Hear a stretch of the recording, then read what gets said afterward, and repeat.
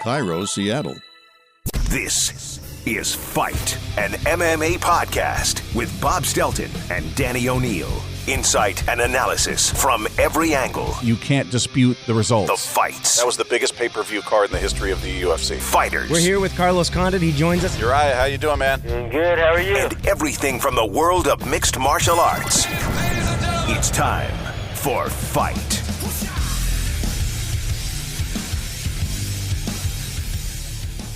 You asked a question at a UFC press conference, Bob. I have. Was a few times. Was it nerve-wracking? Is it It's different than any other. Usually a press conference, like in the NFL, it's quarantined. You're away from the unwashed masses. You're in a little confined space, a structured interview, and you say, Coach Pete Carroll, how did your team stop the defense, play against the run today? I was at the press conference in Vegas. What was it? What was the might have been 200. Might have been 200 that they were, doing the press conference for, where they had everybody come out. I think it was, as a matter of fact.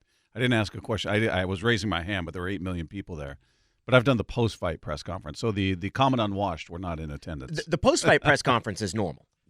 For all of those different things, the post-fight press conference is asking a guy what happened in the fight, how does he feel. That's very structured, what we're used to in sports media. The build-up to a fight press conference, and this week was probably the best example we've ever seen, is completely unlike anything you've ever seen, because you've got fighters who are actually performing. You've got a promoter there who's trying to get everybody's attention for the big thing that's coming, and you really never know what's going to happen. Well, it's to me, sometimes they can be kind of blah. It depends on who the fighters are, who the personalities are. Those are the guys that make it worth talking about, make it worth you and I coming back a day later going, wow, did you see that? How often do you say that about a press conference that's promoting a card that's 2 months away? It is 2 months away, and there is one question that was asked. It was not asked by a reporter. Well, we're still not quite sure how this guy got the microphone. Maybe it's because he was wearing a tie. He did have on a tie, so he looked the part. But this question is actually addressed to Eddie Alvarez, except it's not really a question. This, of course, advancing UFC 205, going to be headlined by Eddie Alvarez and Conor McGregor. This question is for Eddie Alvarez. You've been mentioning that Conor McGregor is not a championship fighter. He only has 2 to 3 rounds. Yet in your professional career, you've only went to the 5th round twice and lost one of them. What the f*** are you talking about? What the f*** are you talking about? That's the champ! That's the champ! That's the fucking champ right there! Hey, what's your question? He has a suit and a tie. What's your question? I love it. I love it. My question was clearly, you've only been to the 5th round twice in your professional career and lost one of them. You're complaining that he has no gas. His question is, why are you talking shit? That's his question. Why the f*** you up there talking shit? Say it like it is. You're blessed. You're blessed that I chose you. You're blessed that I chose to whoop your ass next. Say it like a f***ing is. You were the easiest opponent that made the most money. That's the truth. Come prove it. You were my easiest opponent that made the most money. Come prove That's it. why you were picked. I could buy and sell That's your why whole you were town. I could buy and sell your whole bum town. I love Conor so much. Now, I love him. The reaction, there are a couple things that are my favorite. First, how did he get to ask the question again? Now that's funny. And when he asks it again, his voice cracks, which is awesome. Like, you get this little man going through puberty moment. The second part is, as he's asking the question and Conor realizes what's happening, he starts slapping the table while wearing a 3-piece suit and sunglasses. Yeah. And then you see that Eddie Alvarez is just completely, he has brought a knife to a gunfight when it comes to talking the fight game. Yeah, he's what's the other term? He's coming to a battle of wits unarmed. Yes. I mean, he literally is not built for this. I think you saw the dominance. If this is round 1, it was a 10-8 round Conor McGregor. This is his element. This is his world. You see how comfortable he is. You see how quick his wit is. And Eddie had nothing. Eddie had, I almost felt bad, and I don't dislike Eddie Alvarez. I think he's an entertaining fighter. Just watching him try to come back and be clever on any level, it was just like, oh no, that wasn't good. I mean, he really had nothing other than, you've got no chance, you got no shot, it's not going to happen. It's like, dude, you should probably stop. I get it's a press conference and you're supposed to speak, but he's owning you in front of everybody here. It's Fight. It's an MMA podcast here. We do this every week. I'm Danny O'Neill here with Bob Stelton. We're talking about what I think is the best UFC card I've ever seen, which is unusual, not that they put on great cards, but usually this is the kind of card I expected for UFC 200. Yeah. And instead, it's UFC 205. It's their first event in Madison Square Garden. And they put together, I mean, there are 10 pay-per-view quality bouts that are on this card. Yeah, you got 3 title bouts to top it off, right? You got 3 belts on you the line. You got Joanna Consonance. Yeah, Jędrzejczyk. Yeah. What is it? Jędrzejczyk. Joanna Consonance. Yeah. She's going to be defending her title. You've got Tyron Woodley facing Wonderboy, which is going to be awesome. And then you have Eddie Alvarez fighting Conor McGregor. Conor McGregor with a chance to become the first guy to hold 2 belts simultaneously. BJ Penn and Randy Couture. They've won it in multiple divisions. I don't think they held them simultaneously because I think Penn had already at that point lost. Did they lose the belt or relinquish it? I don't recall. I know they've won them in 2 different weight classes. They have. Sure. He would be the third guy that's done it. I think it would be the first time that somebody's done it. It's huge if news. he holds them simultaneously, according to Dana, it's not going to be for long. Well, here's the thing: is that Conor's made it clear that you're going to have to come and get the belts from him. Do you think Dana's going to want to do that? It's going to take an army. That's what he said yesterday. He's going to put one over his left shoulder, one over his right shoulder, and it's going to take an army to come and get him. Conor was awesome. I just listen. I'm in the bag for the guy. I really am. I can't be objective. I admit I love Conor McGregor. I love him, and I get that people hate him too. I've got guys I train with. They're like, "Oh, that big mouth punk! I can't wait. Diaz is going to tune him up." I mean, they just it was almost like the debates. It's almost like you're a Hillary guy, you're a Trump guy. You know, there's that visceral argument, disagreement, and I had that with guys I train with. I love McGregor, but I get how he gets under the skin of other people. You mentioned this last week, and I thought it was a good point. Usually, when you see fighters develop this huge character, and look, I'm sure some of Conor's in the persona that he's created, that he's not a completely different person outside of the fight game, outside of a press conference. I'm sure that there's a little bit of this sort of the braggadocious style, all of that. That's part of him. But usually when you see a fighter do this, Chael Sonnen, Tito Ortiz, they're boring fighters. Yeah. They're guys who need to compensate, who need to attract attention because they don't have an overwhelmingly, you brought this up last week, Conor's the one guy, his style in and of itself would make you think that is one of the most exciting fighters in the world. And then you top it off with there's no one better at creating this spectacle. There isn't. I mean, he's the complete package. As you talked about, somebody is either really entertaining to listen to, and then they're not so entertaining to watch. It doesn't mean they're not good fighters. I mean, you're talking about world-class fighters, but they're not. Doesn't mean they're exciting. Or they're incredibly exciting, like Wonderboy is an exciting fighter. He's not a great interview. He tries, he smiles and laughs, but he's a respectful guy. He's not a guy you're like, I can't wait to see the Wonderboy press conference. What's he going to say next? Yeah, he's coached by his dad. Yeah. I mean, he's a good guy. He's awesome, and he's got a really exciting style. He's an electric fighter. Yeah. I can't wait to see him fight. I'm not in a hurry to hear him speak. No, his dad talks about him and calls him Wonderboy, which is weird. Yeah. Which is strange. I keep thinking about The Natural, the name of Roy Hobbs' bat. Yeah, I think all of a sudden we're in some sort of Karate Kid movie where he's got him out there. No, but he is. Wonderboy's a fantastically exciting fighter. He's going to be fighting Tyron Woodley. You also have Khabib Nurmagomedov.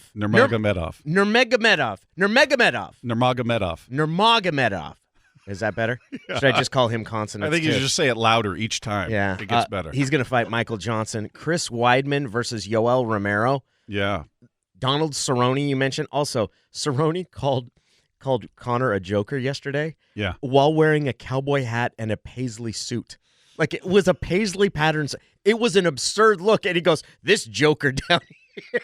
So funny. Did you hear the first reporter with his question to Donald? He goes, this is for Donald Cerrone? Yeah. And I was like, oh. Yeah. That's a tough way to start. Yeah. And you heard some people in the crowd start mocking him. He powered through his question, but he did. It was a decent question. Screw up the fighter's name. He was talking about what division Cerrone's going to fight at. Yeah, is it 55 or 70? And that's this bout he's fighting at 70. 70, yeah. He said that's more comfortable for him. He can drink more beer. Doesn't have to watch what he eats. He could be in that 155 Conor division. We're going to talk to Will Brooks. He's going to be our guest this week. He's got a fight this weekend on the UFC Fight Night card. Yep. He's going to be fighting Alex Oliviera. He's a guy that could be another cowboy. Yeah, Alex Oliviera.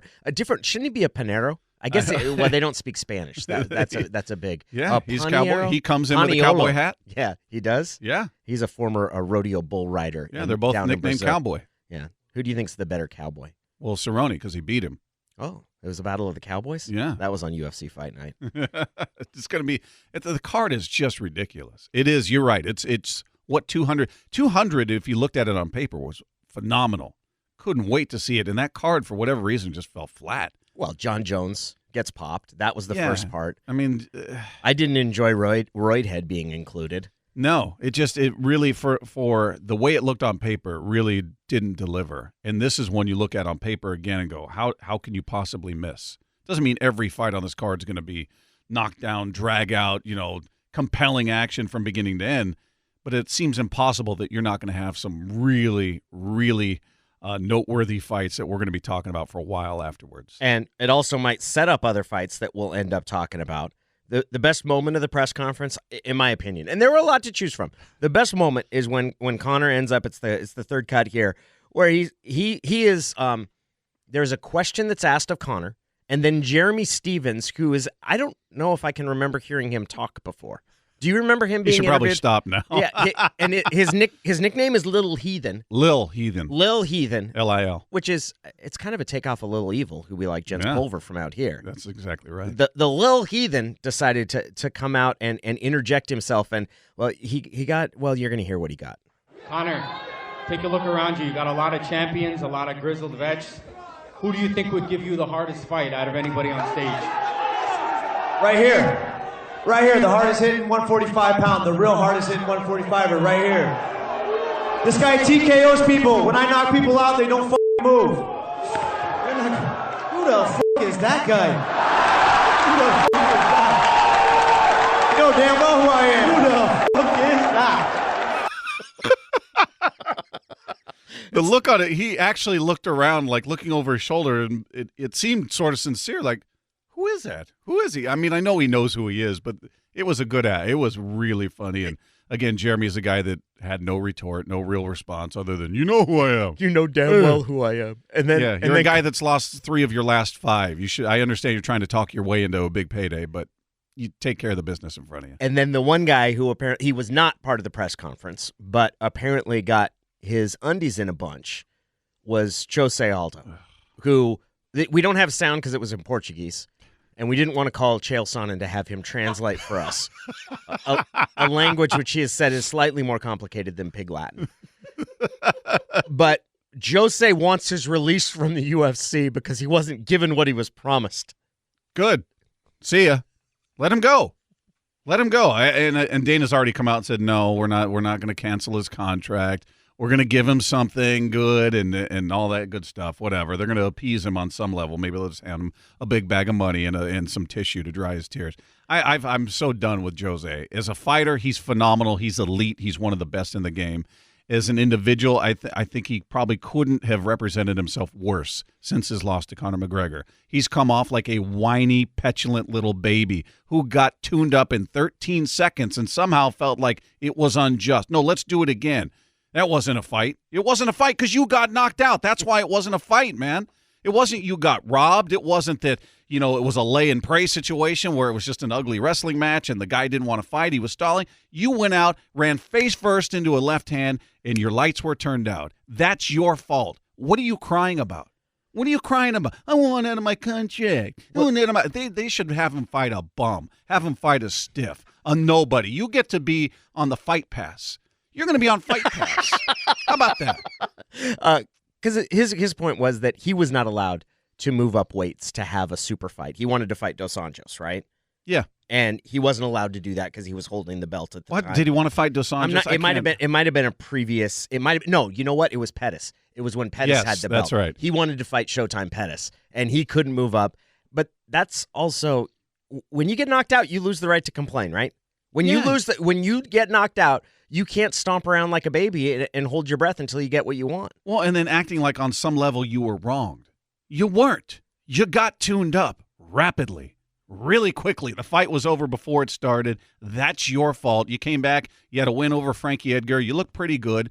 Okay, but here's the deal. And I understand that it's not fair, and Khabib was upset. People are upset about Conor being – Conor is box office. Everybody wants to see him because they love him or they hate him. But what is real is he's got 3 of the biggest pay-per-view events in the history of this organization. He is absolute box office, and he's in his prime. So it's not like they're taking a guy that's ranked 10th and giving him a title shot. This guy's a champ in one division. He just fought a fight at 170 and won the fight. He's a guy that's absolutely compelling. He's box office. He's different than you, Jose. People are really anxious to see him fight across the board. The same cannot be said for you. Was that Khabib Nurmagomedov? Nurmagomedov? Say it louder. Khabib Nurmagomedov. Close. We got Will Brooks. That's easier for me. He's going to join us next as we get into the cage here on Fight.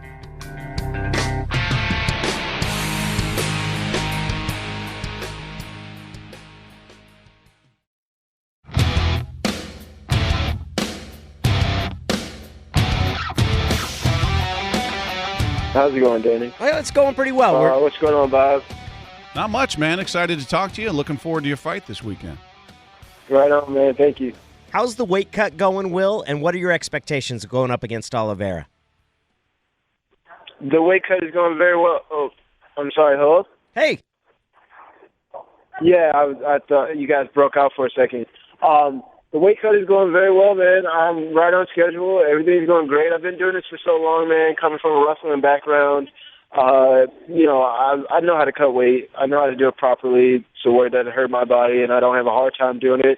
So, yeah, man, I'm right on schedule. Everything's coming together, and, I'm ready to roll. I'm ready to get this done. I'm ready to go out there and compete and be the best I can be on that night, So, yeah, man, I'm good, man. Do you feel like, Will, that this is actually your real debut? I know you made your UFC debut before, but you did it on short notice against Ross Pearson. I think you had, a little less than 3 weeks to prepare for that fight, and you had a lot going on. I think you got married like 5 days afterward. It was just seemed like an odd time. Does this feel like an actual debut now? Yeah, it does actually, man. I took that Ross Pearson fight on 3 weeks' notice. The opportunity just fit, it worked out well for me. So sometimes that's life, you have to take the opportunities when they're presented. Financially, it made sense, and, it just was a great opportunity to especially come in on that big weekend and have that opportunity to be a part of that entire fight weekend or whatever. So I took that chance, but, I came out of there with a W, but it still didn't feel like myself when I was out there. I didn't feel comfortable. I was really tight and just kind of freestyling a little bit and didn't have a real direction on where I was going. So this fight and being able to have a full training camp and get my mind and my body on the same page has been really exciting. And I have all my personal life things to take care of as far as, we had just moved into a house, and our house is pretty much empty when we moved in. Then we got a brand new baby that we had to figure out how to be parents, and then getting ready for the wedding. So to have all those things taken care of and just have a training camp just to focus on fighting it's been really nice. Hey, well, congratulations on the marriage and the child, by the way, before we move on from that. Congrats on all of that. But Thank you, man. Thank you very much. I appreciate it. I wanted to ask you, because one thing we always hear about guys making their debut in the UFC is the UFC jitters. That it's one thing leading up to it, but once they're making that walk and stepping into the octagon, it becomes a completely different thing. Now, you're not an inexperienced guy. You're a champion with Bellator. You've been on a fairly big stage. But I'm wondering, did it compare to what you thought it would be? Did it feel like, wow, okay, this is a different setting now, being in the UFC versus Bellator?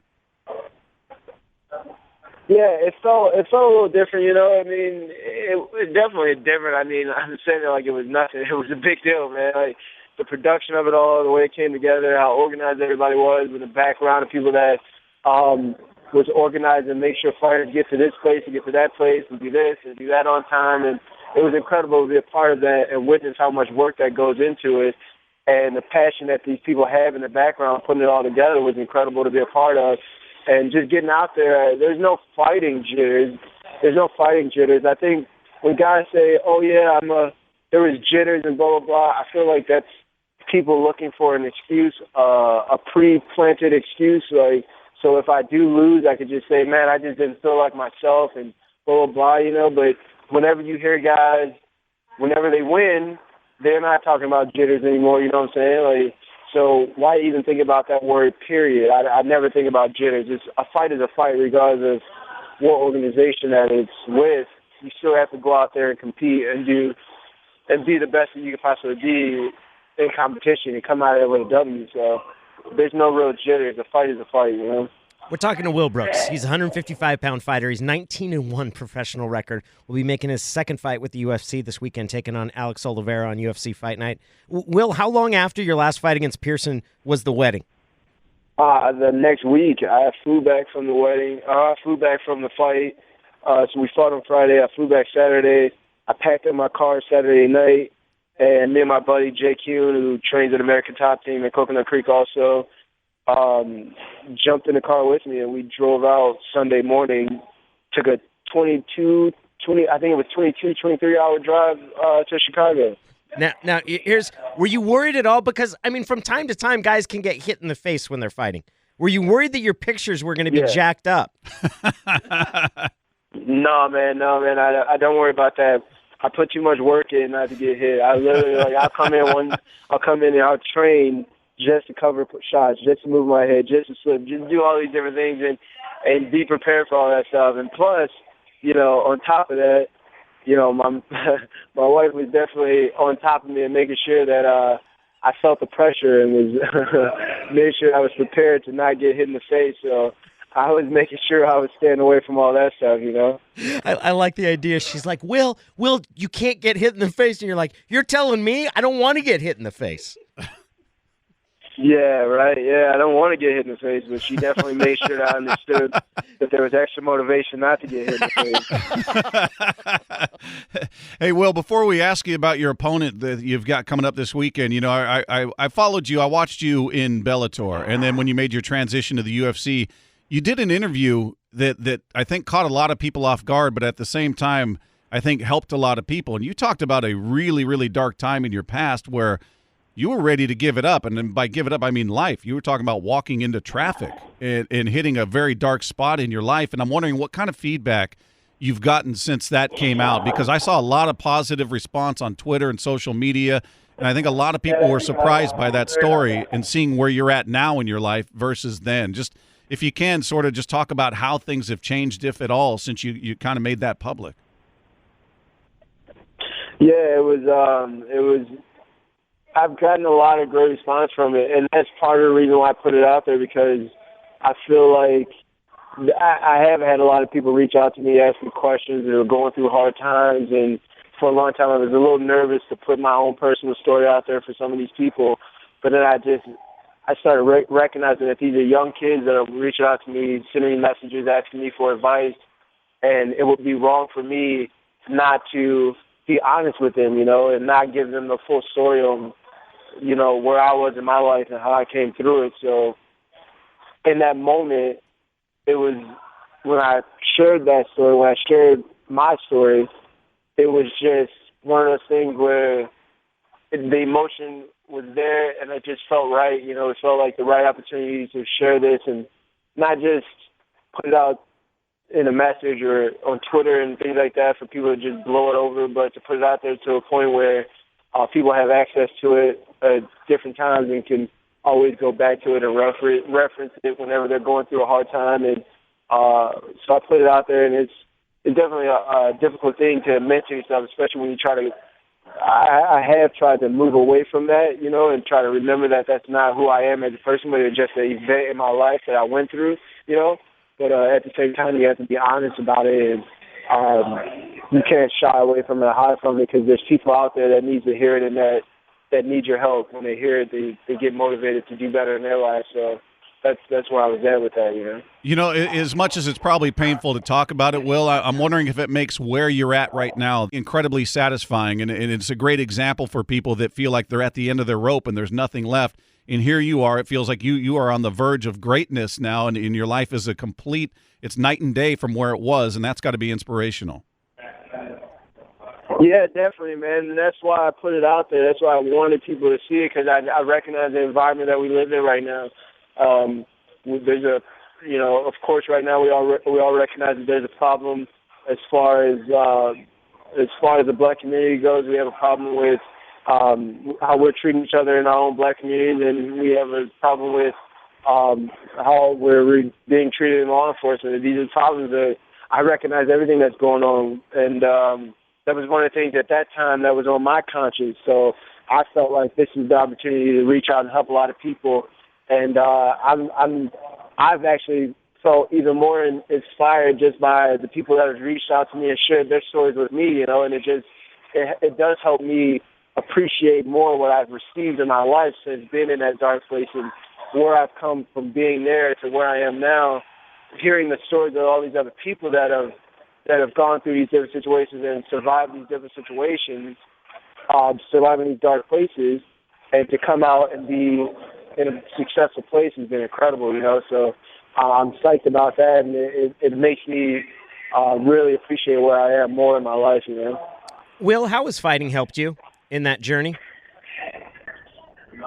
Yeah, fighting has been incredible, man. Fighting has been, people go to rehab for drug addiction and substance abuse and all these different things, and people go to therapy for this and therapy for that. But that's what fighting has been for me. It's been a tool for me to remember who I am as a person, to regroup and find that safe place, and be able to have a space where I can just go and quiet the noises, because I won't lie to anybody. I've always dealt with depression and, the anxiety and different things like that throughout my life, and I've always had to battle through it. And for a long time, it was just me trying to find different solutions that really weren't working, and that was just numbing everything for a while. But then once I found fighting and mixed martial arts and the consistency of that and the sacrifice and the time that it required, it took a lot more, it gave me a lot more peace. So being able to fight and compete and do what I do at the highest level that I do it at is, it's been therapy, it's been a rehab for me. So I've enjoyed all of it, man. And I just appreciate every minute that I have, and I appreciate every small victory. I appreciate every big victory, So it's been an incredible, I guess, a rehab for me, a therapy for me, So. Hey, Will, before we let you go, give me a thought on your opponent, Alex Oliviera, coming up this weekend. The fights, it's UFC Fight Night in Portland. This is a guy who's got 14 wins, 9 of which have come by way of knockout. So I'm guessing he'd like to keep it standing. What do you see when you look at tape of him? Yeah, Alex Oliviera is a very talented fighter. Every fight that I've seen him in, he's very loose. He's very explosive. He hits hard angles. He's a tenacious guy. He's the type of guy that just loves fighting, and he'll just get out there and fight and throw everything else to the wind and just get ugly. So it's one of those things where you have to get 100% prepared mentally and physically to go out there and compete with a guy like this and be aware of everything and be focused and be locked in at all times. So I really look forward to this competition, and I think I have everything it takes to beat him, mentally and physically. I think I'm going to give him a hard time, so it's going to be fun, man. Will, we really appreciate getting a chance to talk to you today. Good luck in the fight, and we look forward to watching your career as it continues to blossom. Thank you very much. I appreciate it. Thank you. All right. Take care, Will. Thanks, Will.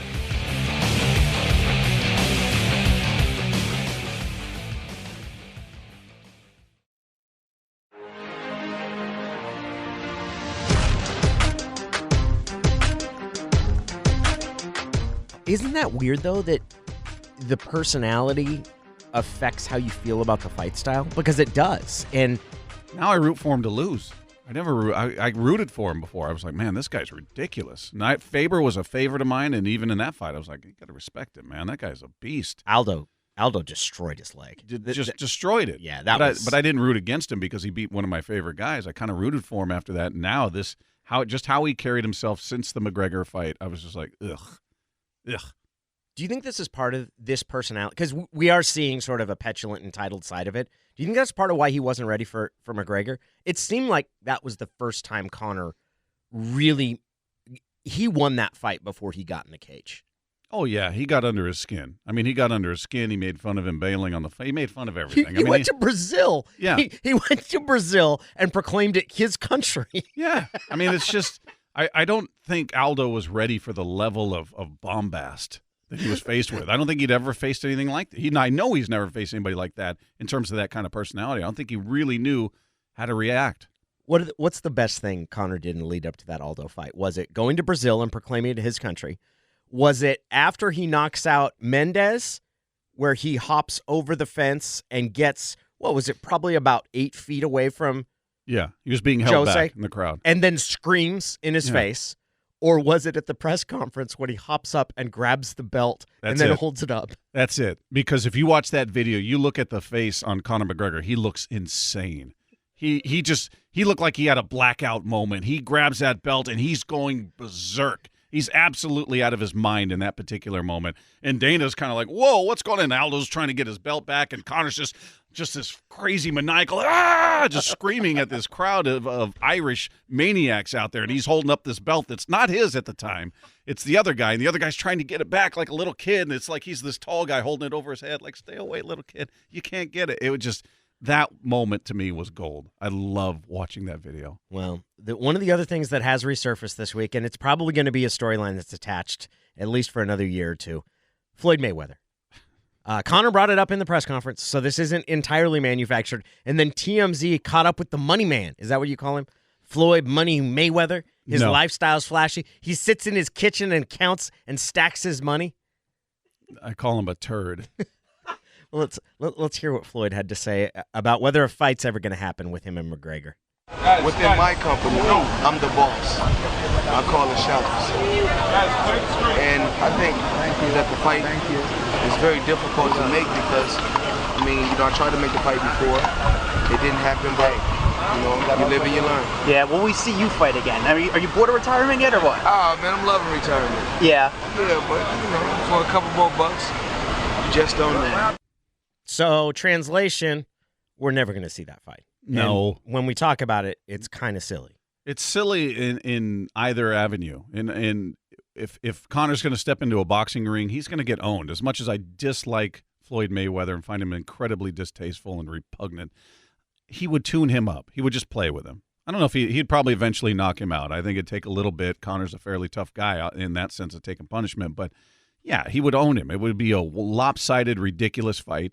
And the same would be true if Floyd had the audacity, the gall to step into a cage. That would end much quicker than the boxing match would last longer than the MMA match would. Especially because Floyd Mayweather, and he might embody that style of fighter we were talking about, the guy who is not all that exciting of a performer. His style is defensive. He's a counterpuncher. He's about evading and not taking punishment.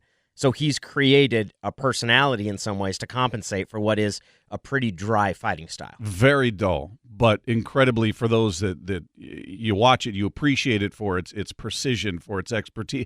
He's got a pretty flawless style when it comes to defense. He rarely is ever hit, much less hit clean, Floyd Mayweather. You could look at individual moments like everybody talking, well, Shane Mosley rocked him. It's like we're looking at one punch in one fight from years ago. The guy rarely gets hit clean. Miguel Cotto landed some decent shots on him, but the guy's a master. He is. I have to give him all the props in the world. He's absolutely one of the greatest ever. Having said that, he is not entertaining to watch. He's not a knockout puncher. He's not a guy who's going to get in there and make an entertaining fight. He's going to jab, clutch, pot shot, clutch, counterpunch, clutch, move around. I can respect the ability, not an entertaining fighter. Is Conor the same type of personality, not the same type of fighter? Has Conor developed a persona that's similar to Mayweather's, or are they different? I think it's similar, just in the same, but he's louder. Floyd will just say arrogant things of, I'm the greatest ever. He's got his TBE hats, the best ever. Oh, that's what it means? Yeah, the best ever. And there's TMT too, right? That's the money team. That's the money team. Yeah, he's got TBE hats too. Okay, the best ever. Yeah, which is nonsense. Okay. He's not close to the best ever. But they're the same in their level of confidence and the way they express it, except that Conor goes in there and he's exciting to watch. Floyd isn't. Floyd and Conor will fight anybody. Floyd will not. So that's where they're a lot alike in one aspect and polar opposites in the other, where Conor says, 170, fine, give me this guy. 155, give me this guy. I'm the 145 champ. You don't see Floyd doing that. Floyd is handpicking his opponents, handpicked them, and the bigger names he handpicked and waited. He waited until he knew they were vulnerable, whether it was Oscar De La Hoya, who had to scrap to get to a split decision with an old Oscar De La Hoya, and a lot of people thought Oscar won that fight. You won a split decision against it by Oscar's own admission. Oscar said, I was washed up. And you fought to a split decision with him. You waited 6 years to make Manny Pacquiao. You fought a washed-up Ricky Hatton. You fought guys well past their prime. Shane Mosley put you on your ass, and he was well past his prime. So he was very calculated. He was very smart when he fought the big names. He fought Canelo long before everybody knew Canelo was not ready. So he's been very adept at picking guys that had names at the right time. Conor doesn't do that. Conor fight. Who do you want? You want to fight this? You want me to fight him? Fine. Put him in there. I'll fight whoever. Well, let's hear it. Mayweather was asked whether Conor is the Floyd Mayweather of the UFC. Here was his answer. If he didn't steal my blueprint, I think it's a good thing. Yeah. You know, I think he's a hell of a fighter. You know, he can fight. He can box real good. As far as stand-up, he's very good. Stand-up fighting. And everyone keeps asking me how we're going to fight. I just don't know. Do you feel like you can still do it? Do you feel like you still have it in you? I'm an old man. I did it for 20 years. Got a great career. I have no interest in watching that fight. I honestly don't, because entirely if McGregor Mayweather. Yeah, I don't. It's not interesting to me. Fight. Correct, and there's nothing that will be decided. There's no uncertainty there. It will be decided based on what rules are provided there.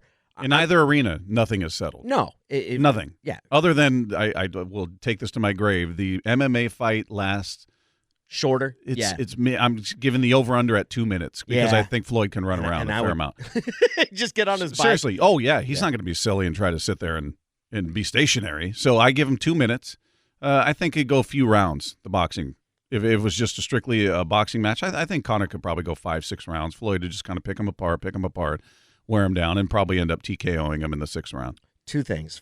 First, I wonder if there's a part of Conor's persona that's a little more playful than anything we've ever seen. Floyd is pure arrogance, and that's pretty much everything he projects, which is my lifestyle is untouchable.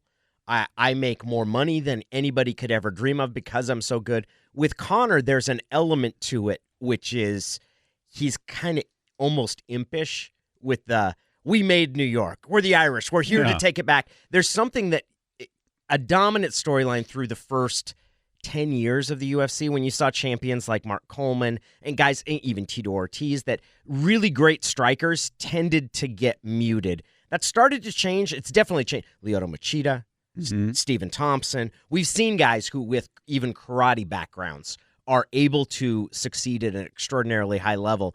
And Conor's made a habit of being able to tune up the type of wrestlers you would think would stand a great chance against a striker. Yeah, I mean, he fought Mendez, who's got the strong wrestling background, and granted, he took the fight on short notice, and he was able to take Conor down.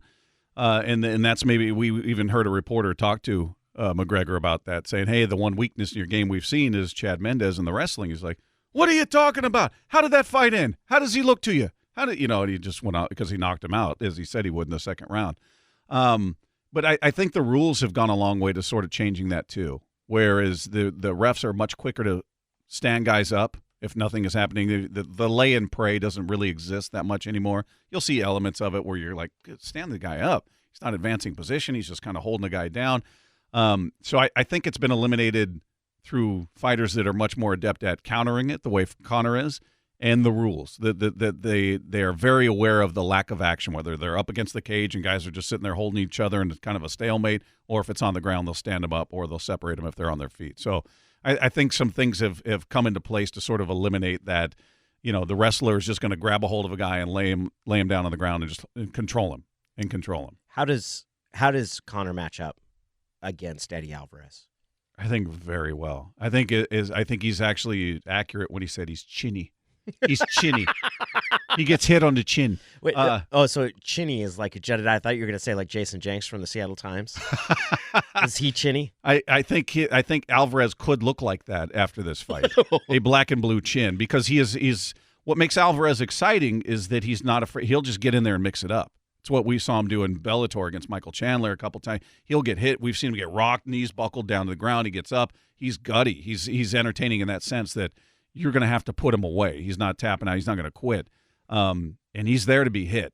And Conor's got an incredible sense of timing with his punches. He's incredibly accurate, and his timing is really, really good as far as a counterpuncher. Just watching a guy moving in, he's measuring that distance. And the second he sees that guy make the move, boom, he's there with a counter shot. He's got impeccable timing that I think is really going to hurt somebody like Eddie Alvarez, unless Eddie absolutely commits to a wrestling match. I think if he wants to get in there and try to just bang and say, I'm going to knock this guy out, and Conor said, you got an overhand right. That's it. Kind of it. I mean, he's a good fighter, but he knows what he has. So I think Conor's very aware of what he presents on his feet. And if Eddie wants to try to prove a point on his feet, I think it could be a short night. Well, here is Conor McGregor talking about how he matches up stylistically against Eddie Alvarez. I've been whooping his style. I've been whooping that style a long, long time. He's a stocky, stuffed wrestler with an overhand. That's it. So I've been beating these guys up. Tell him the truth. You ain't got a shot. Tell him the truth. You ain't got a shot. One round you're gonna. You ain't got a shot. Your coach knows you ain't got a shot. One round. And anybody who knows anything about you and your knows coach. You ain't got a shot. You and your coach. You ain't got a shot. Conor, one more question. You're here because you're the easiest dude in this division. That's why you're here. Conor, one more question. What did you think Take about them stupid ass glasses off? Yeah, make me. Make me. Make me. Make me. Make me. Make me. Make me. You took them off. You took them off. Thank you. You took them off. He's out of his depth. He's out of his element. He Eddie, really is. It's Eddie, just not. He's not. It's not his world there. You're out of your element, Eddie. Yeah, for you Lebowski fans. Shut up, Donnie. You're out of your element. It's going to be fun. This is going to be an absolutely great card. We got 2 months to lead up to it. Oh, I can't wait. It's going to be fantastic. I hope everybody can just stay healthy. Yeah. Right? Isn't that the thing you think about when we see these cards that are promoted so far in advance, and you look at it on paper and go, my God, what a night of fights. And then invariably, so-and-so's hurt. So-and-so's hurt. Somebody's been replaced because this guy suffered an injury in training. I hope that does not happen, because this card on the surface, as you said in the beginning, looks like the best one they've ever had. Especially if Khabib Nurmagomedov. Sure. Him too. If Khabib Nurmagomedov. You want his last name? No, I think I got it. Nurmagomedov. Nurmagomedov. Oh, almost got it. Maybe I'll have it next week. We thank you for listening. We thank Will Brooks for joining us. This is Fight. Tell your friends. Download it on iTunes. We'll talk to you next week.